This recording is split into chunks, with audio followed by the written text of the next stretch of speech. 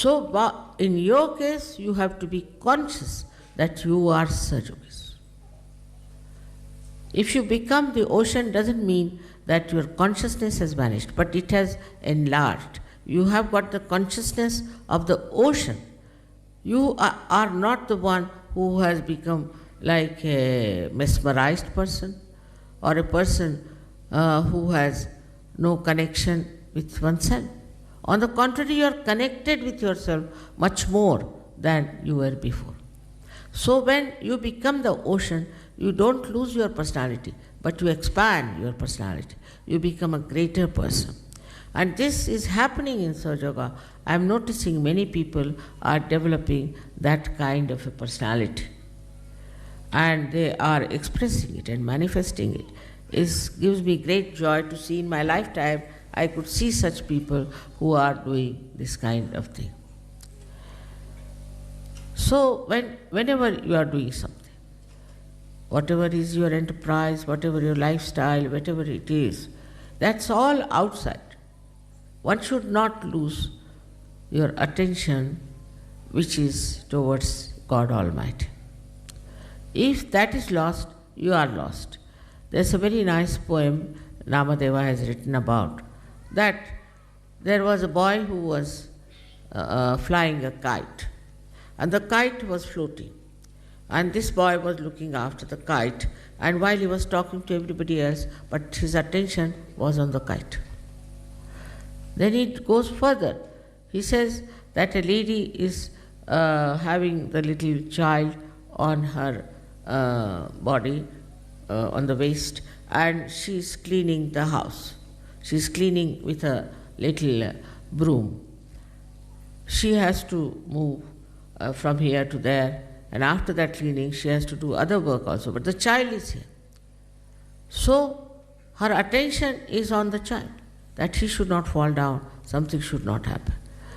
Though she is doing all kinds of work, everything, her attention is on the child. In the same way, your attention should be on your divine power of Kundalini. This third one, he described that there are many ladies who are taking water from a river. Sometimes they have 3 pitchers on their heads and walking. And when they are walking, they are talking to each other, telling stories about each other and anything, but their attention was on the pitchers which are on their head. In the same way, whatever we are doing, our attention should be on our Kundalini. We should find out what are we doing. As it is, we have the light, but you must take light into every corner of your life, every aspect of your thinking, every kind of an effort you make. And you will be amazed if you really watch your attention, you will really know what you are doing. It's the attention to be watched so much that ultimately you will be surprised that the attention is no more frittering away. Without the attention, you cannot work out Sahaja Yoga. This is the main problem of Sahaja Yoga, is that your attention has to be towards God Almighty. Otherwise, nothing can work out. Your ascent cannot work out. If you have come to Sahaja Yoga to make money, all right, you will make money and get out. If you have come here to show off your knowledge and all that, you will show it and get out. If you have come here to show your power and your authority, you stay there and get out. Like that, many people have gone out, if you know. And this is what is to be really taken care of, that you don't try to use Sahaja Yoga for all these stupid things which are not permanent, which are not eternal. Sahaja Yoga is to be used just for cleansing yourself, for becoming the ocean of love. Now, many people also feel that love is rather difficult because you can be harmed by others, or somebody can take advantage of you. The main thing about love is, if it is not a pure love, then it creates problems. Supposing you trust somebody because of money, trust somebody because somebody relationship or anything, and you go on indulging into it, ultimately you will find that you will be very disappointed.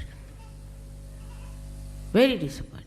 But supposing you show your love just with purity about that person, it's so subtle, it's so innate within you, built in, it's there. We have to just open out. Every human being is a bundle of love. And when he is afraid of others, especially the West, there are so many ideas they have created that you are afraid of this kind of love and that kind of love, and you see the way the perversion and all nonsense is there.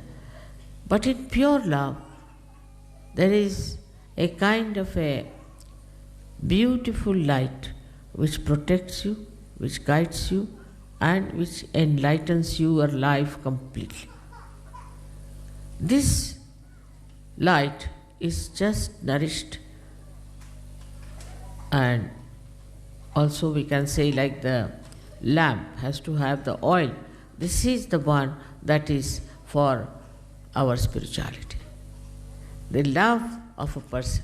You are embodiment of love, take it from me. Because you are a human being. Even the animals are there who know what is love is.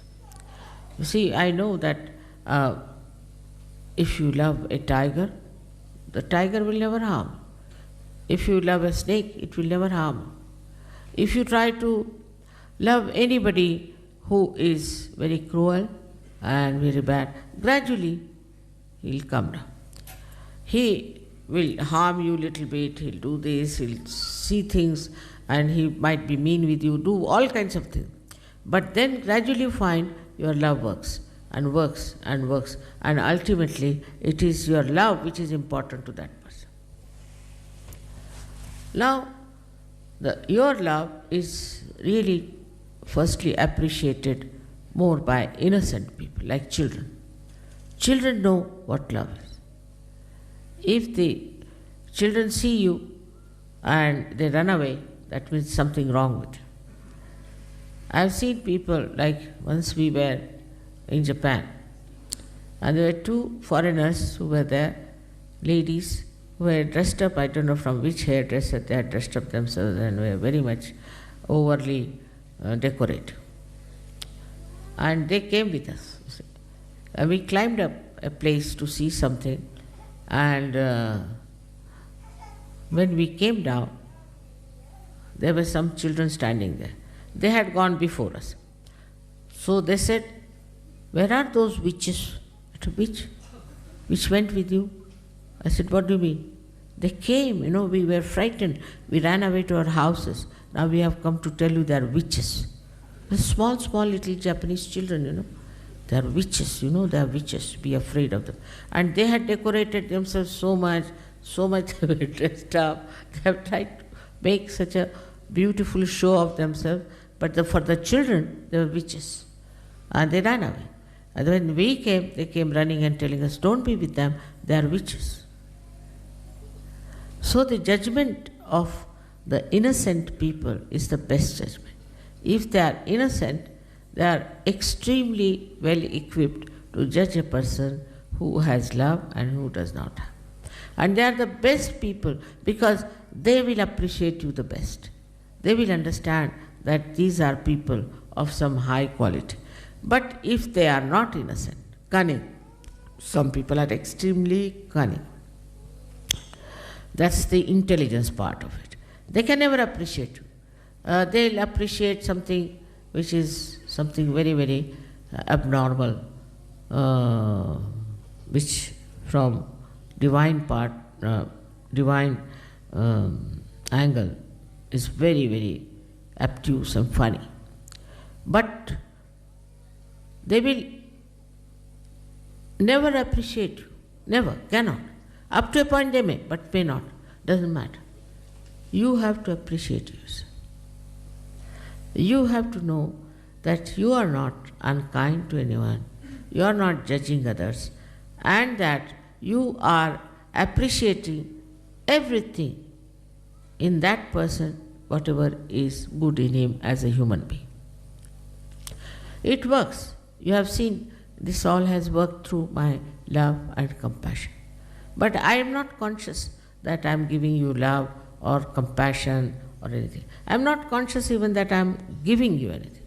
I am not even conscious as to I have created such a lot of beautiful people. I am not conscious of that. It's just happening. Just like this tree is here, see, it is not conscious as to what it is and what it looks like. It just is there. In the same way, if it happens to you, I tell you, you become really the source of such a joy for everyone. Now, what do we have to do for this world? What is needed to be done for this world? People talk of peace, this, that. There's no need to do anything. It's just you become a personality of that kind. You emit peace, you emit love, you emit joy to others. Now, this power is within you because it is built in, is within you. It is in a potential form in every person. Only thing, it has to be brought out. Now, with affection, you may not, but with love and feeling that is innate within you. Because there are no words for such subtle things that are within yourself. Because so far people don't know what are these things that make you feel oneness with others. All this can happen to you very easily when you understand that you are not this mind, you are not this body, you are not this attention, you are the spirit. Then you introspect, am I the spirit? All right, if I am the spirit, what am I doing? Once you become the spirit, then you feel, why not others? Out of love and compassion, not for becoming some leaders or anything, just out of love. If I am that, why not make others like that? And that is how Sahaja Yoga has spread so much. And we have such gems of people, such beautiful people, that I really never expected so much to happen in my lifetime. It has never happened with any saint, any incarnation, any prophet. So now you people have become absolutely khalis, means absolutely you have vacated yourself fully. The story of Radha and Krishna is very beautiful, where Radha said that, why do you take this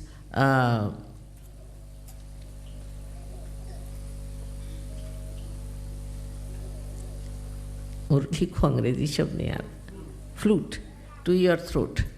Why do you take this? Because Murli is such a sweet thing, flute is not so sweet. But why do you take this flute to your lips?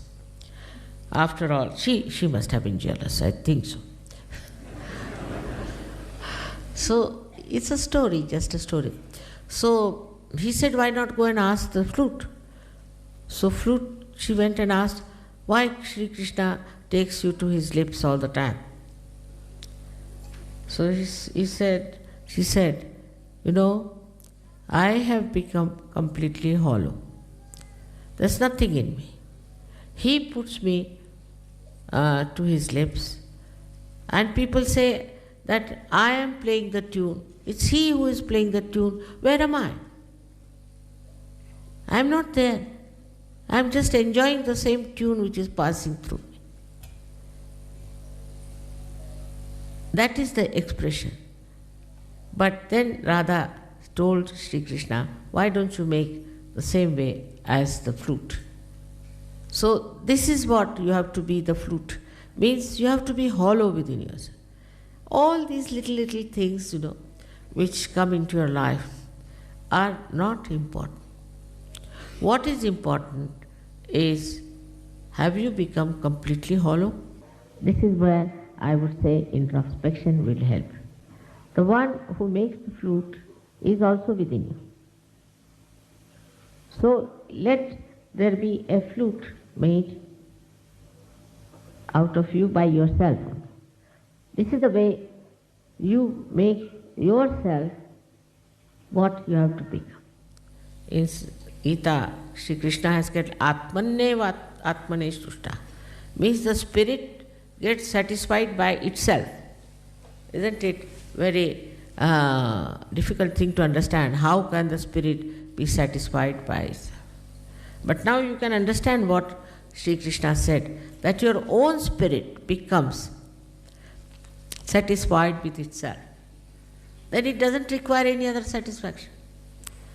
You seek the comfort of your spirit, you seek the joy of your spirit, you seek the beauty of your spirit. You don't even seek, but it is in itself is filled with that joy of the spirit. And it only can be satisfied by itself. There are many people who say, I am not satisfied. You see, this I am not very much satisfied. It's not that I am satisfied.